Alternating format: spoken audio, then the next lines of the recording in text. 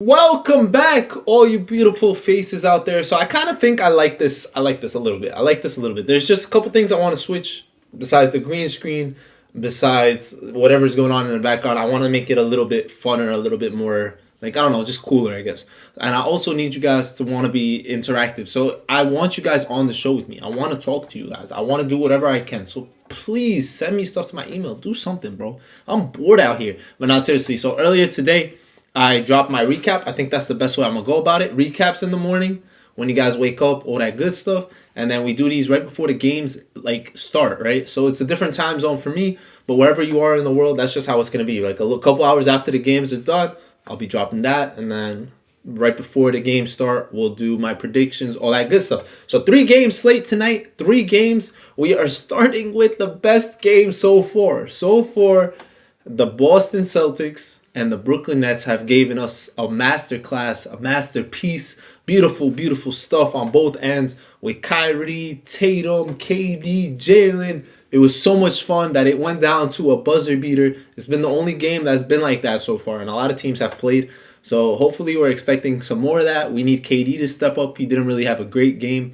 We expect Kyrie to do what he does. And I honestly think this series can be like this day in and day out. I would love it, obviously, as a fan.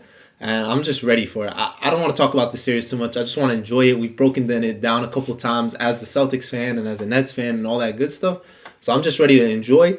The other 2 games for tonight are also from the Eastern Conference. So we got Philly going to Toronto. So a couple, basically Matisse Thybulle, right? He couldn't fly out there. He can't get into Canada because of the vaccine regulations and all that good stuff. So he's not going to be able to play in that match series. So I think that evens the playing field slightly. Obviously, Scotty Barnes not being 100%, not being able to play and all that good, that's just tough. That's just tough as a Toronto Raptors fan. But I expect Jurassic Park to be there. I expect the fans, the faithful, the crowd to be wild. And no Matisse is going to hurt Philly for sure. It's one less defender. Now, what they need to do is try their best not to get these guys to the line. If Joel's not going to the free throw line or Harden and all that, they have a better shot. But if they're slowing down the game, these games are boring, not fun to watch. And it's going to be hard to beat a team that literally the pace is at their own pace. They're shooting free throws, they're against their baskets, slowing the clock down. But I expect Toronto to play a lot better at home. I expect this to be a lot more competitive.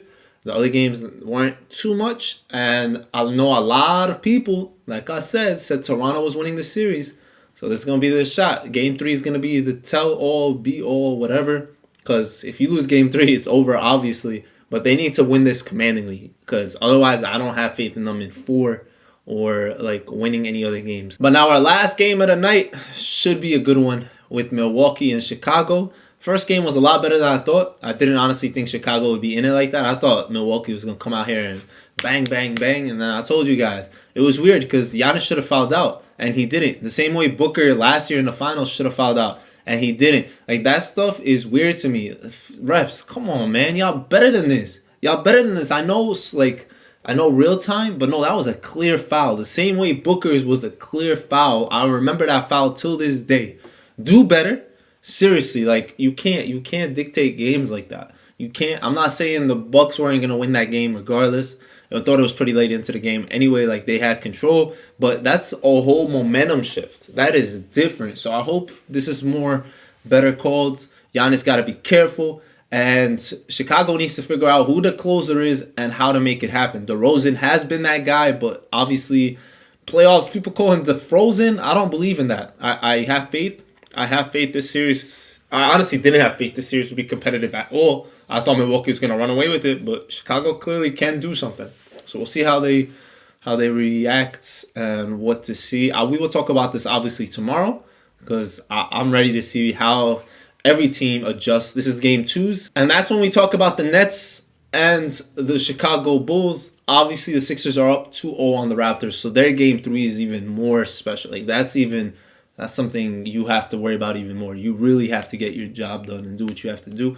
But we'll talk tomorrow about what happens today as well as the future games. I'll be doing this daily, all playoffs long, something I've never done. So thank you guys for being here. Thank y'all for subscribing, all that good stuff. Sorry about me not uploading on my 2K channel. We're working on that. I'll figure stuff out. But I'll catch y'all later. Peace.